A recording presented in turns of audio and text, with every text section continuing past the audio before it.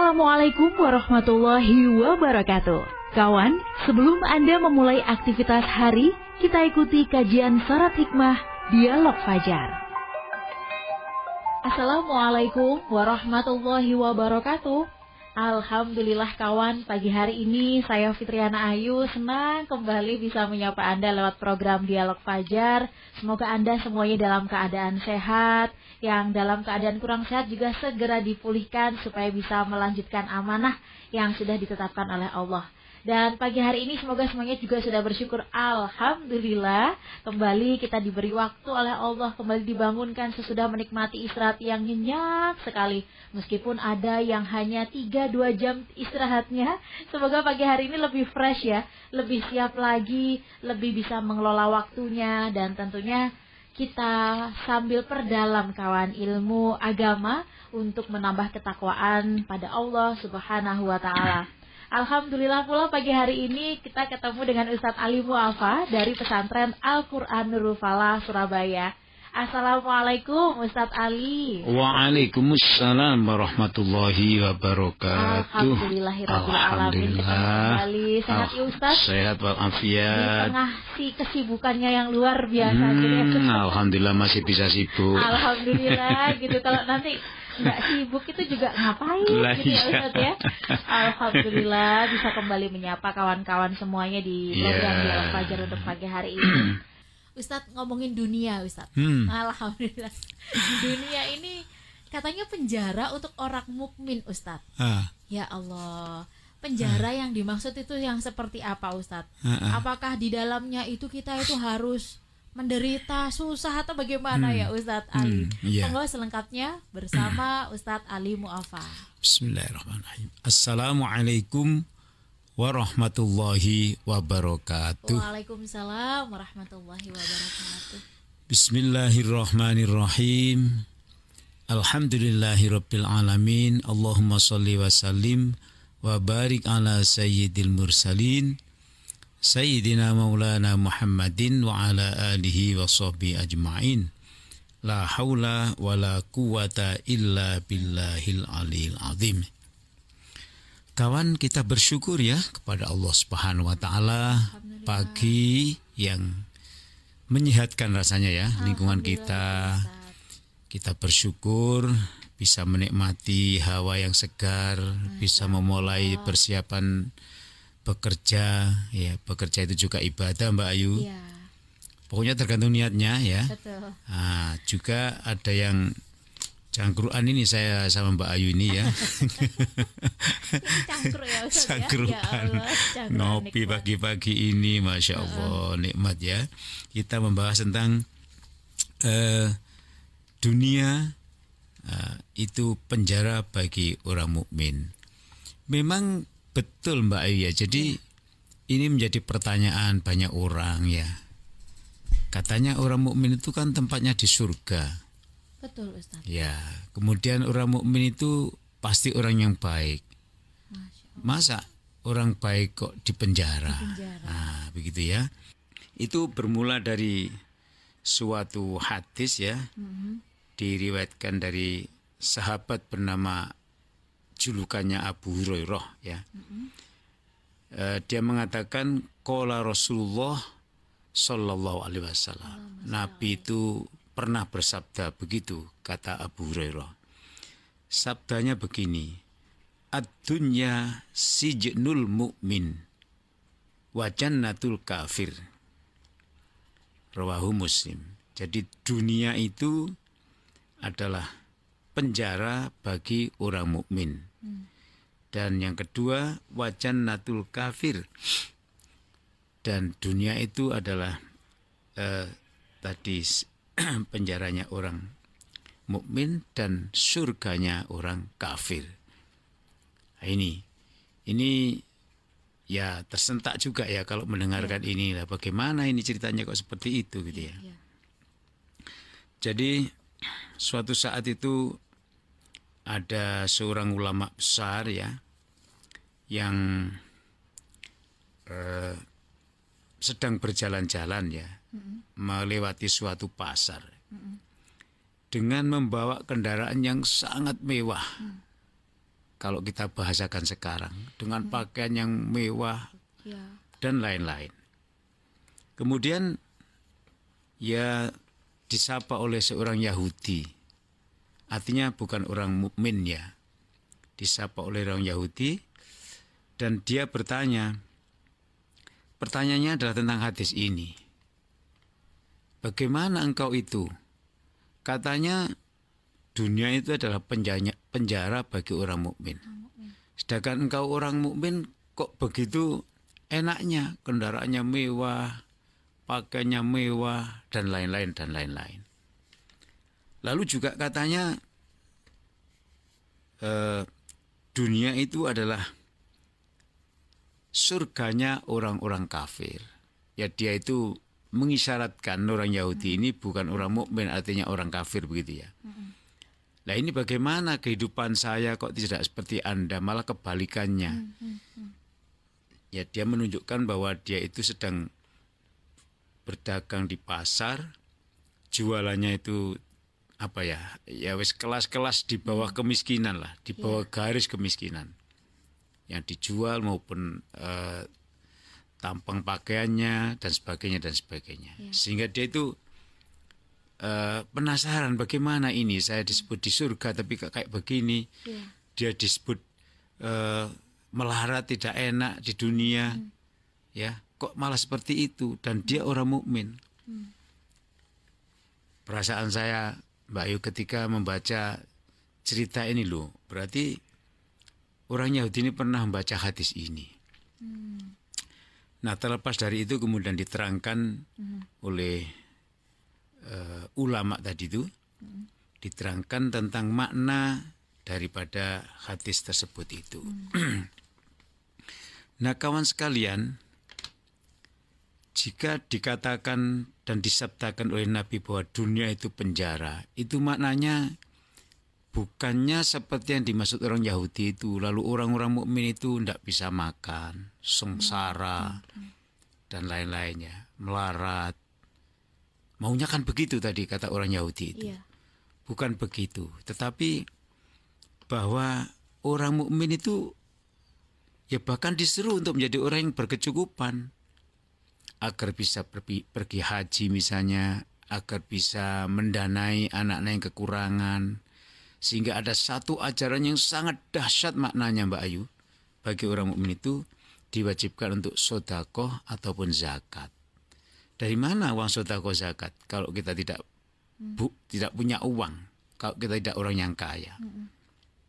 Dari segi materi. Nah jadi orang mukmin itu di dunia ini sebagai penjaranya, artinya adalah dia itu diberi kebebasan untuk misalnya makan. Silakan makan apa saja, tapi tidak boleh melampaui batas. Nah, peraturan melampaui batas ini loh, kalau dilanggar, maka itu menjadi penjara namanya. Kalau hidupnya di pagar itu kan namanya di penjara. Diatur, dikurangi, ya, dan lain-lain. Silakan orang mukmin itu mau makan apa saja, silakan, asalkan bukan yang diharamkan. Pembatasan yang diharamkan itu orang lain akan mengatakan di penjara orang mukmin itu. Ada pembatasan-pembatasan. Dan tidak hanya itu, orang-orang mukmin itu juga dalam pergaulannya diatur oleh agama. Misalnya orang mukmin boleh berhubungan dengan siapa saja, tapi tidak boleh berhubungan dengan orang yang bukan istrinya, bukan suaminya. Berhubungan dalam tanda kutip, tidak boleh. Tapi bermuamalah dengan siapa saja silakan, tapi hubungan khusus tidak boleh. Ini dipagari. Maka orang bisa menyebut, wah dipenjarakan ini, dibatasi, tidak bisa bebas. Nah, tapi di dalam agama kita, semua itu mengandung pelajaran. Misalnya orang mukmin, ya, tidak boleh makan, tidak boleh minum sesuatu yang memabukkan. Itu sekaligus nilainya.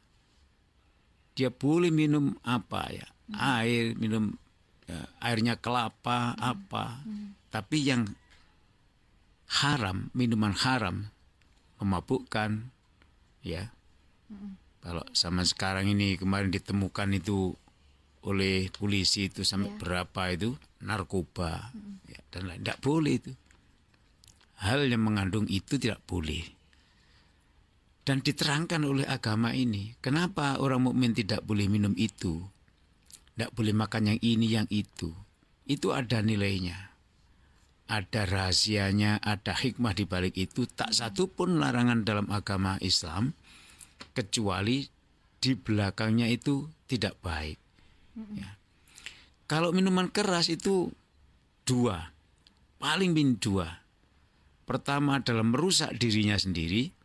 Yang kedua, itu dapat mengganggu orang lain. Saya pernah mendengar berita di Suara Surabaya. Ada orang kendaraannya dicuri oleh orang. Ketepatan yang punya tahu. Wah, akhirnya dikejar sampai di Mojokerto sana. Ya kepegang karena dia nabrak sehingga tidak bisa jalan. Inti dari cerita ini, dia berbuat seperti itu ternyata di detik yang pertama sudah diketahui oleh polisi bahwa dia termasuk orang yang mabuk. Jadi mabuk itu dilarang, meminum minuman keras itu dilarang oleh agama Islam karena bisa merusak sarafnya orang, bisa merusak kesehatan orang yang minum. Itu untuk dirinya sendiri. Untuk orang lain, ya tadi itu, dia bisa mencuri, bisa membunuh, bisa ngamuk-ngamuk segala macam. Jadi Mbak Ayu, betulkah larangan Islam itu di baliknya pasti ada ajarannya, ada hikmahnya? Betul. Kan gitu. Nah jadi tidak sekedar larangan ini, larangan itu. Ya.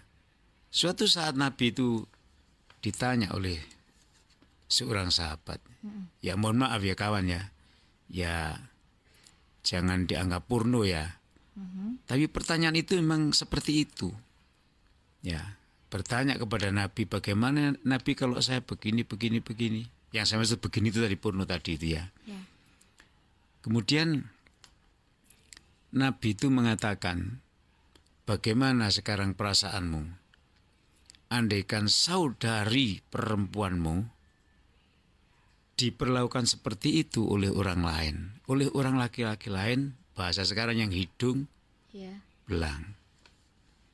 Sudah, jadi jawaban Nabi itu cukup seperti itu.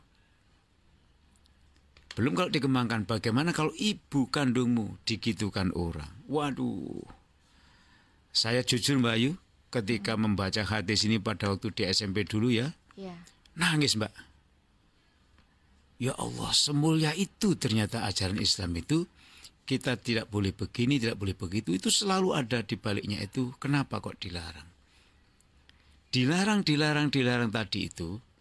Lalu diistilahkan bahwa dunia itu sijnul mukminin, yaitu penjara bagi orang mukmin. Jadi tidak harus dia melarat begitu rupa, tidak.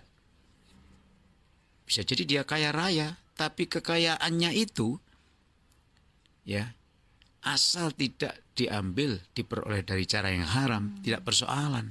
Yang tidak boleh kan diambil dengan cara yang haram. Yang kedua juga enggak boleh kaya raya kemudian tidak zakat, tidak infak, tidak peduli dengan orang-orang yang di bawahnya. Nah, sekali lagi kawan, larangan-larangan itu kemudian diistilahkan dengan penjara. Yang kedua diistilahkan dengan dunia itu penjaranya orang mukmin.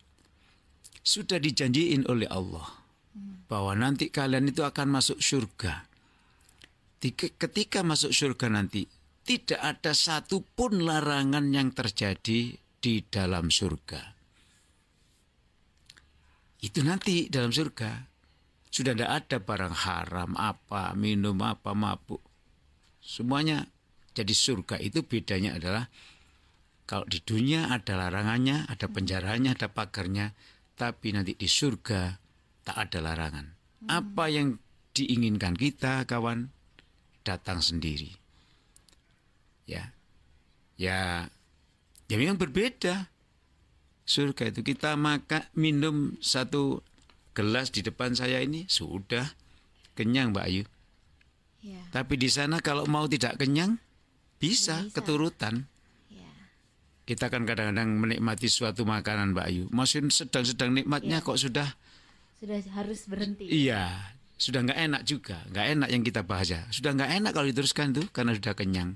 Nah di sana tidak ada kenyang kalau kita maunya gitu, dan selalu enak kalau kita maunya begitu.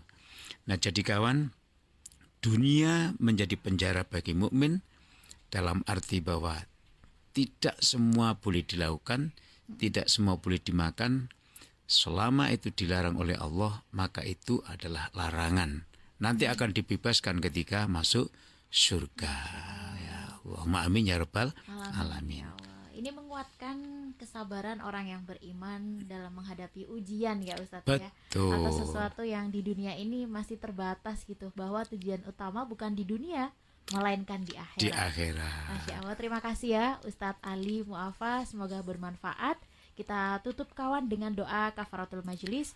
Subhanakallahumma wa bihamdika nasyhadu an la ilaha illa anta nastaghfiruka wa natubu ilaik. Saya Fitriana Ayu dan juga Ustadz Ali Mu'affa pamit. Wassalamualaikum warahmatullahi wabarakatuh. Waalaikumsalam warahmatullahi wabarakatuh. Program Dialog Fajar yang baru Anda simak kerjasama Suara Surabaya dan Pesantren Al-Quran Nurul Falah Surabaya, lembaga dakwah yang amanah, profesional, dan berbasis Al-Quran. Pesantren Al-Quran Nurul Falah mencetak guru dan hafidz Al-Quran metode tilawati. Informasi dan berikan donasi terbaik hubungi 0822 2759 9920 atau www.nurulfalah.or.id.